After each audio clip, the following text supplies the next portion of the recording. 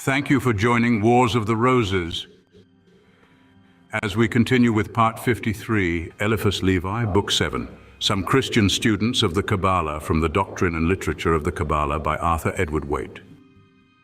16. Eliphas Levi, between the period of Saint Martin and that of Alphonse Louis Constant.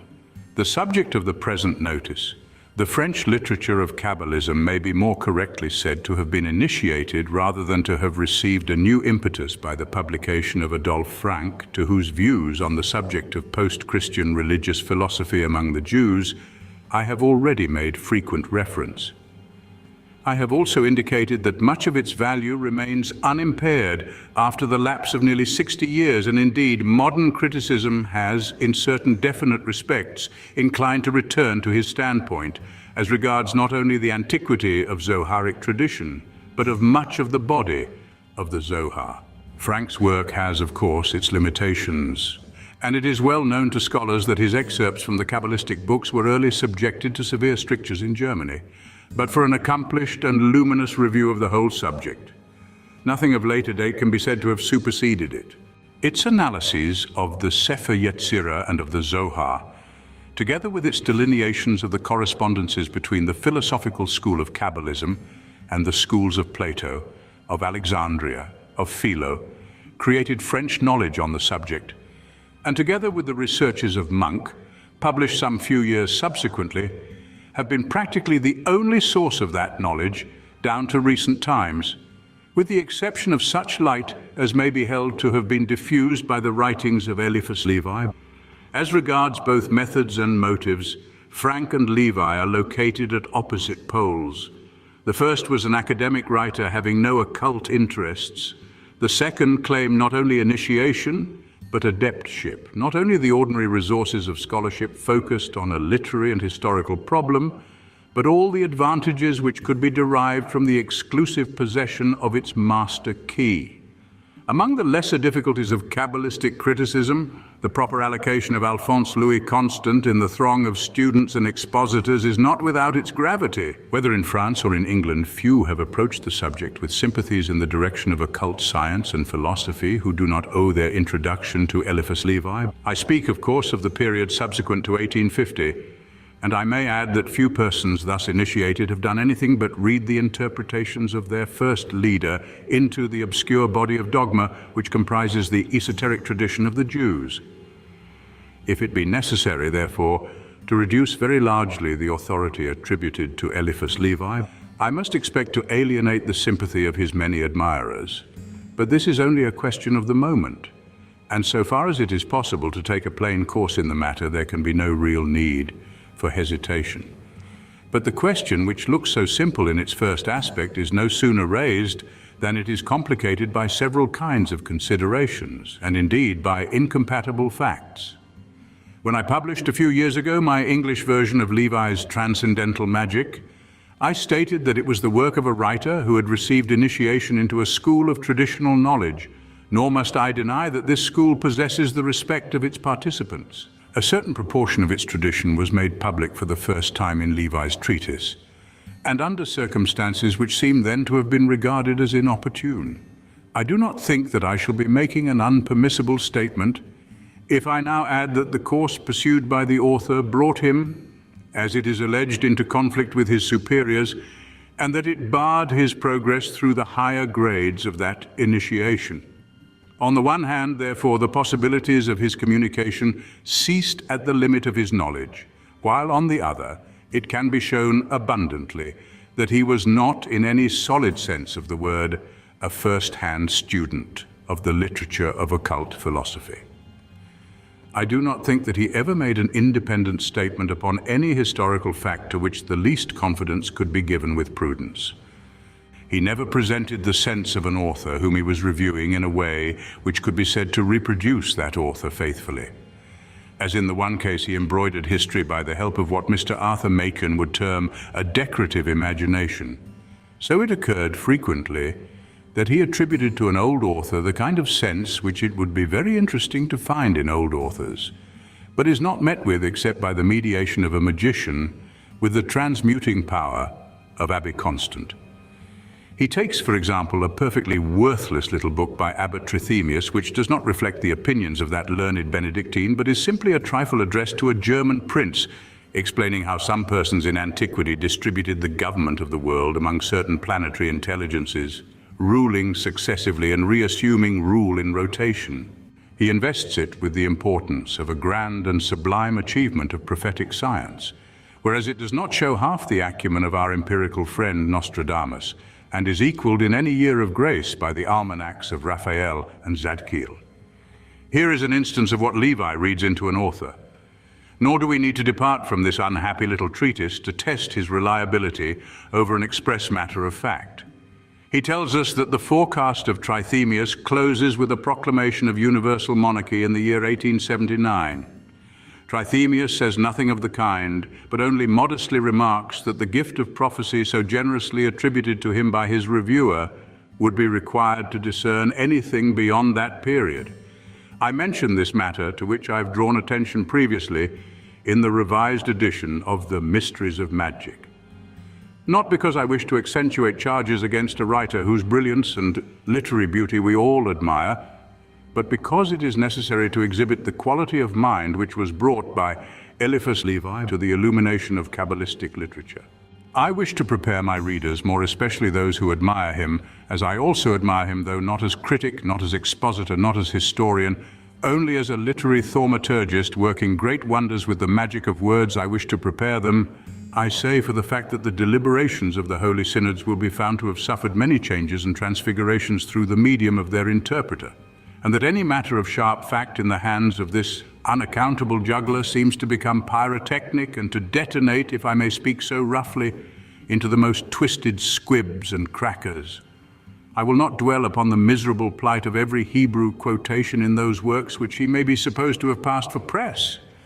No ordinary carelessness would account for such blunders, nor could they be explained by supposing that he was ignorant of their language.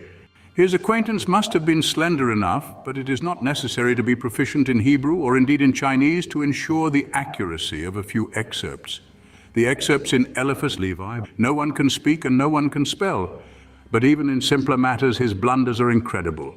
He gives the 3 mother letters of the Hebrew alphabet inaccurately, which for an accredited student of the Sefer Yetzirah is almost as inexcusable as if an English author erred in enumerating the vowels of our own language. The instance, however, to which I wish to draw particular attention, because it seems to me impressive and even final, occurs in the posthumous work entitled The Book of Splendors.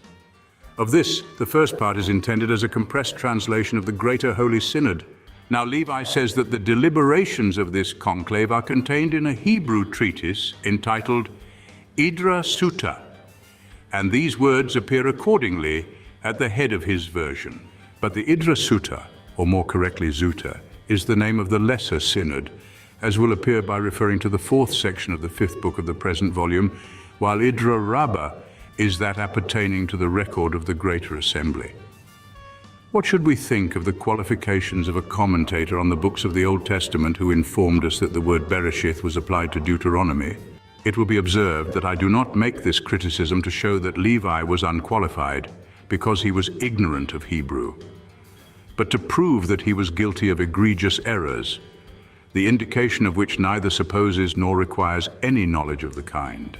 That in spite of his slipshod criticism, his careless reading and his malpractices in historical matters, the works of Eliphas Levi do contain valuable material may of course be explained by saying that he drew from his initiation and verified his knowledge badly by the ordinary channels. This is true up to a certain point, and yet it does not do justice to the entire position, omitting indeed one of its essential features. What seems to me to distinguish Levi from all other occult writers is not his knowledge as an initiate, but the peculiar genius of interpretation which he applied to that knowledge, the surprising results which he could obtain from an old doctrine, even as from an old author. They were certainly not reliable results, they were certainly not in harmony with any secret knowledge, they represented the standpoint of the agnostic rather than the transcendentalist, and they afflicted the transcendental standpoint in consequence, but they wore the guise and they spoke the language of occultism, and it is they which have fascinated his students, they which have multiplied his admirers, they also which have undeniably imparted a new impulse to the study of occult philosophy. This is equivalent to saying that the influence of Eliphas Levi does not make for a proper understanding of occult doctrines. And as concerns the Kabalah, that it reads a meaning into the esoteric tradition of Israel which is not fully in harmony therewith. Let us take, for example, his inverted text of the first chapter of Genesis, for which he claims a Kabbalistic foundation. It is needless to say that it neither has nor could have any rabbinical authority, and that it first occurred to the mind of a Frenchman in the second half of the 19th century. As it exceeds quotation in this place, I must refer the reader to the work in which I have rendered it at length. It may be, however, shortly described as replacing the history of creation by God with that of God's creation by man. It is, if you prefer it, the evolution of the God idea in humanity, though I much fear that Mr. Grant Allen must have been hindered by the limits of his erudition from utilizing it. As an exercise of ingenuity, it is admirable, but the point at which the sober critic must diverge from the interpreter is that this occult Genesis was thought out by Moses before writing his own. Let us take another case which, though it brings us to the same question, is more perhaps to our purpose because it is a construction placed upon Zoharic symbolism. For Eliphas Levi, the great countenance of the Zohar is the evolution of the idea of God from the shadow divinities represented by the kings of Edom. Microprosopus is the grand knight of faith. The one is the god of the wise, the other the idol of the vulgar. The one is the great creative hypothesis, the other the dark figure, the restricted hypothesis. As it is to the lesser countenance that the name of Tetragrammaton is attributed, it follows that the secret of the Zohar is the mystic utterance of the adept to the recipiendary of the Egyptian mysteries. Osiris is a black god. Microprosopus is, however, neither the Ahriman of the Persians nor the evil principle of the Manichaeans, but a more exalted concept, a mediating shadow between the infinite light and the feeble eyes of humanity, a veil made in the likeness of humanity with which God himself deigns to cover his glory, a shadow which contains the reason of all mysteries, explaining the terrible deity of the prophets, who threatens and inspires fear. It is the God of the priests, the God who exacts sacrifices, the God who sleeps frequently and is awakened by the trumpets of the temple, the God who repents having made man, but conquered by prayers and offerings, is appeased when on the point of punishing. That this interpretation has fascinated many students can be no cause for surprise. One is amazed and delighted irresistibly at discovering an esoteric tradition in which all theological difficulties seem to dissolve together. If it seem at first sight incredible that the Kabalah should conceal so reasonable and elegant a doctrine, the symbolism is so plausibly accounted for that it seems to enforce acceptance. When we come, however, to a close analysis of text and construction, we find that the one does not warrant the other, and that the evolution of the God idea in humanity had no more occurred to the authors of the Zohar than it would have occurred recently to Mr. Grant Allen to write a book of occupation. It is not a case in which it is necessary to tax space and patience by the demonstration of a negative exhaustively, which has always technical difficulties. The validity of the construction is seen by the text with which it is connected. We all know how much Fitzgerald is supposed to have imparted into Omar Khayyam, but his graceful verses are literal and line upon line compared with the high fantasy of Levi's Zoharistic analysis.